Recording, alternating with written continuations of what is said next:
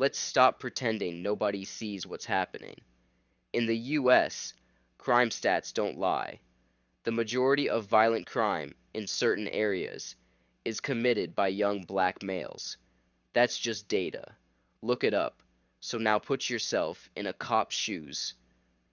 If most of your arrests involve young black men, you start building a mental pattern, right? That doesn't mean you're racist, it means you're human. Humans respond to patterns. It's how our brains survive. Now, flip it.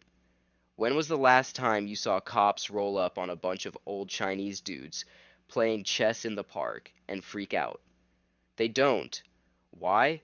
Because there's no threat pattern built there. No violence, no chaos, no resistance.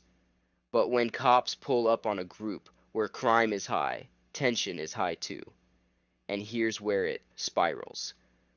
The more aggressive the cops act, the more resentment builds in those communities. The more resentment builds, the less people comply. The less they comply, the more violence happens. And the cycle continues. And instead of fixing the root cause, the crime in these broken, low income communities, people hit the streets screaming, looting, and playing the victim. That doesn't fix shit. It makes the problem worse.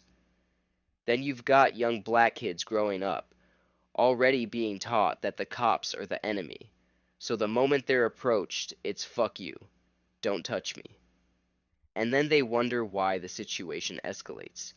Of course, black communities have every right to be angry. They've watched generations get targeted, thrown in jail, shot on camera.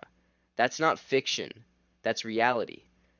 But if you're not willing to say that crime plays a massive role in how cops behave, then you're not serious about fixing anything. It's not about racism, it's about reaction. It's not about who's right, it's about what's true. You can scream at the system all day long, but until you solve the violence at the street level, the system will never change. And nobody wants to say that, because if you do, you get called racist for pointing out the obvious. Let's stop pretending this world runs on race. If you're a billionaire and you walk into a room full of billionaires, one's from Africa, one's from India, one's from Mexico, you think anyone gives a damn what color anyone is? No. They talk business, they shake hands, they laugh. Because wealth recognizes wealth. Power respects power. You only see people obsessing over race down here, at the bottom. The broke, the bitter, the distracted. The truth is, it's always been about class.